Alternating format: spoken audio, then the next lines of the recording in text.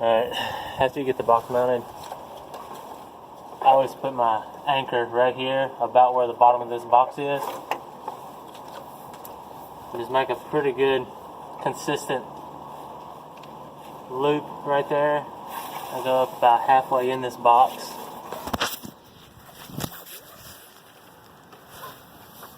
So I pretty much put it right in there where I could zip tie it, and this little ground lug looking deal here, that's where I'm going to tie my strength members in.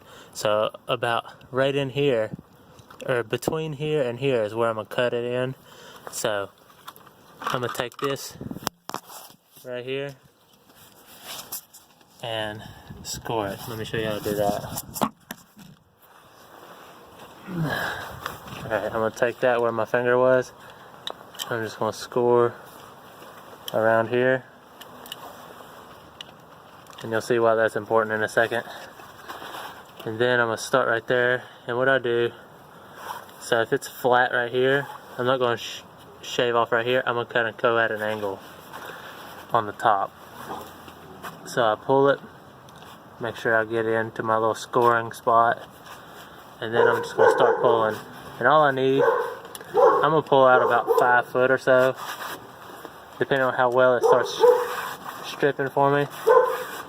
And the trick is to hold the side where your knife is, like perfectly still, or as still as you can make it, and then pull with your other hand. That way your knife stays the same the whole time. After I get about maybe a little more than an arm's length stripped back, then I'm going to snip it off so you just kind of see I've stripped it all the way back to right there. What I'm going to do, I'm going to cut into it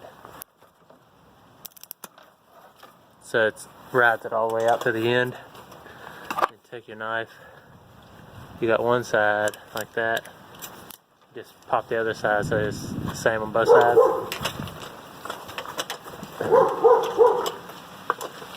And then just like pop the end of it, get it started, then pretty much just going to split everything on the inside and the outside jacket.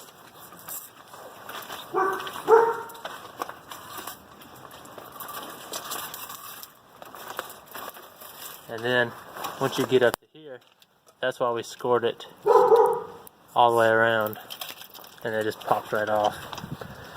You don't have to score it really hard, especially if it's cold like it is today. Everything breaks easier and faster in the cold. And then whenever I get to there, I'm going to cut off.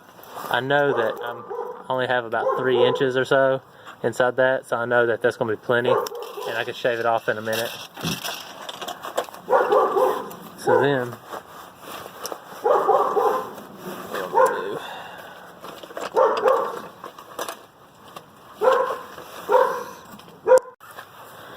alright, so now what I'm doing is we got this little spot where we can tie down our fiber, and it's going to be hard to do this with one hand, so I'm going to just show you about what everything's going to look like and then I'll bring you back. But so I'm going to zip tie that, loosen that lug up and slide everything through right there. There we go. Got everything all finished up, zip tied down in there.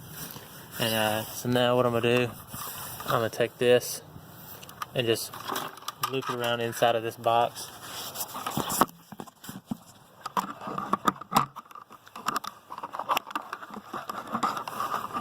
There's definitely better boxes out there than this one. What I like to do is give me some extra room, especially when it's cold outside, because I may break it a few times. So now that I get plenty of slack in there, what I'm going to do is I'm going to throw me a zip tie. Let me show you what I got now. So now I've rolled it around there a few times. What I like doing is kind of putting zip ties in there just to kind of keep everything back in there. But I'll also put a zip tie like right around in here somewhere, and then score it right there, so my fiber will kind of run around. Let me show you what that looks like. So I'm gonna grab it right here, and if you can see, I got about 3 foot extra.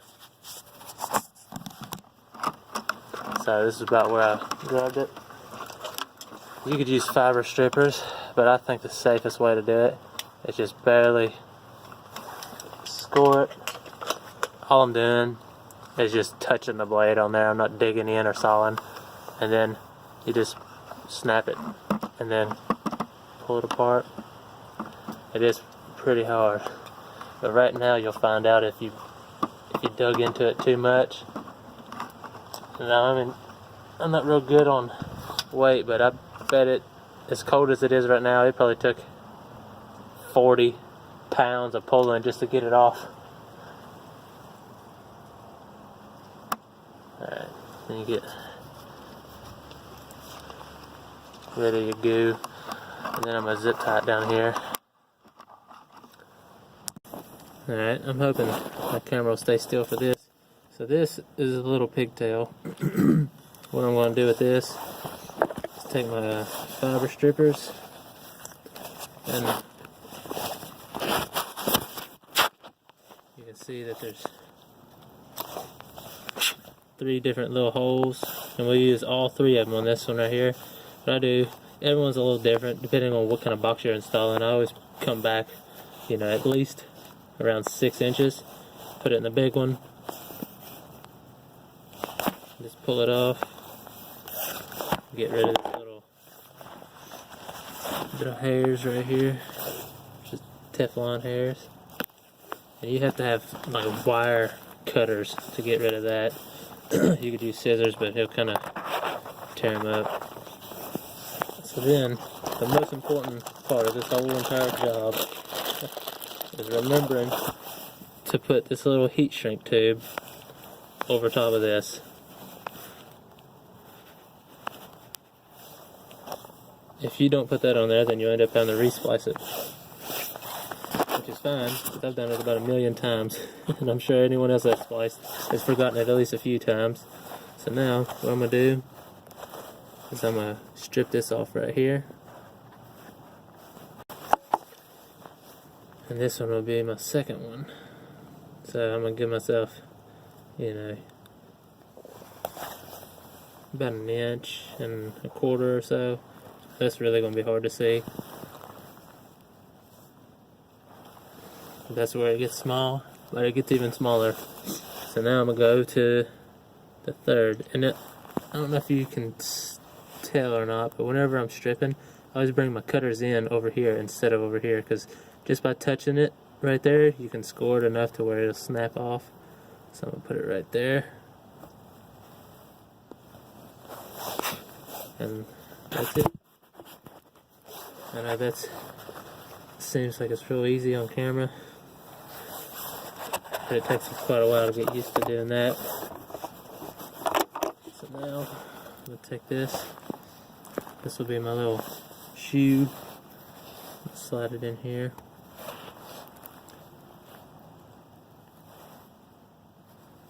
And shut the door. I got a little fiber cleaver.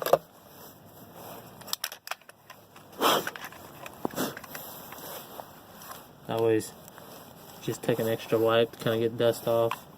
I'm sure if you're in a factory or somewhere in a perfect dust-free conditions, it won't be so bad, but out here in the real world, everything's a little different. So now, I'll take this, slide it in right here, to show you what it looks like. So now, this is the little 900 micron side. So now this is the side with the 2-count fiber for the standard size drop. So now let me work on that.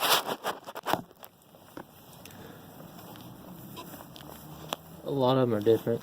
I've seen 1 counts, but the 2 counts seems to be the most common. So you want to kind of split it up, and it'll make sense to you once you look at it, because there'll be 2 different colors. Blue is always the primary. So kind of going to do the same thing that I did with the other one, except for I'm not going to go through so many different steps. This one is just going to be the very bottom hole. And what I do, when I'm staring at this, I always put the logo towards me. Depending on how you use your cutters or how you get used to them, that seems to be a pretty important role on how you strip your fibers back, because changing sides will change how it feels, and getting used to the one thing is the key on getting faster at doing all this. So then you clean your fiber. You always clean it before you do anything else with it. So I'm going to stick it in here, slide this back, pretty much the same thing I did with the other one. I just don't know if y'all seen that. So I always pull it, I just leave a little bit hanging out there. That's what I do in the cold. It's going to be really hard to see, but if you can't tell, I got just a little bit of that blue shielding hanging out. I don't know if you can see it or not.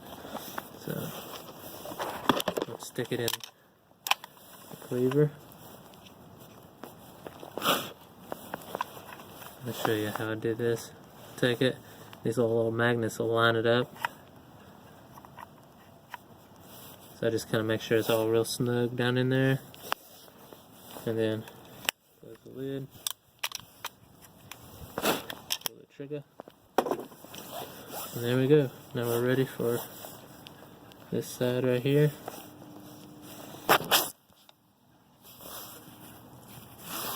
And this little hole right here goes to right there. I don't know if you can see that hole and this hole lining up.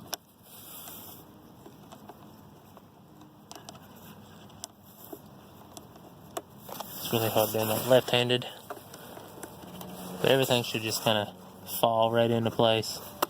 And after that, just turn it on, shut the door, and hit play.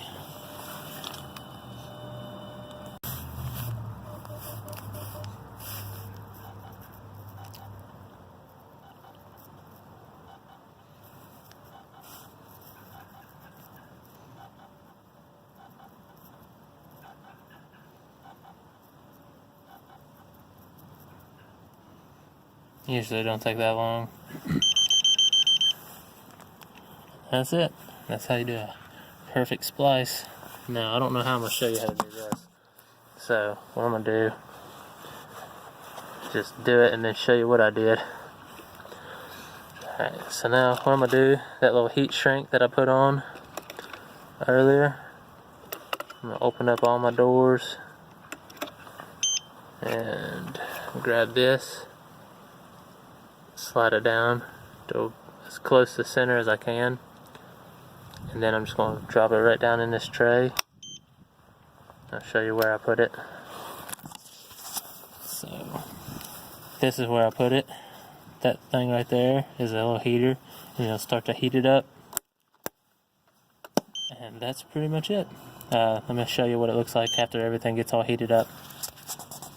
Alright, and on this box, this is how I tighten up everything. You can see there's no spot in this whole box to put your heat shrink. I don't think it's made for splicing fiber, but it does have a bulkhead. That's why this utility uses it. So this is how I attached my heat shrink in there, which is just as good as any other. Really, I mean, I've seen some where the heat shrink sticks out way out here and then it's in the way. So, I mean, at least it's back here on the back of the box, but I take a little piece of felt or some kind of really sticky tape and just stick the heat shrink back there.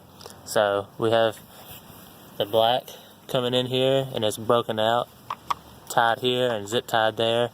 And the buffer tube kind of rolls around till it gets to about right there. And then it gets broken out. And then the 2-count fibers will roll around into this right here. The orange just kind of keeps going and stops right in here. I don't know if you can see that. But then it rolls into the heat shrink and into the little jumper. Rolls around, plugs in through right there. And the whole reason for doing this is to give us some kind of a testing point outside the house. So if there's an outage or something, and or a transformer catches on fire and blows up and melts a bunch of fiber, and you're sitting there and you have to resplice, or someone has to resplice all of these other houses back together to make sure that they're not missing anything, they can come out here and test, all the houses on the street that are supposed to have light. And that's pretty much it. And the other guy, he'll come in here and run his line however he's got to run it, and bring it up over here and kind of run it around, and then plug it in to the other side of the little bulkhead. And that's it for the house side. I was going to record what I do over here at the pole, but I don't have any way to hold my phone, so I might try to find like a test nap or something like that and post that later. But it's kind of the same thing. What I'll do is I'll get up there and I'll kind of show you what I have to do up there. I just don't know how much I can show you until I get up there.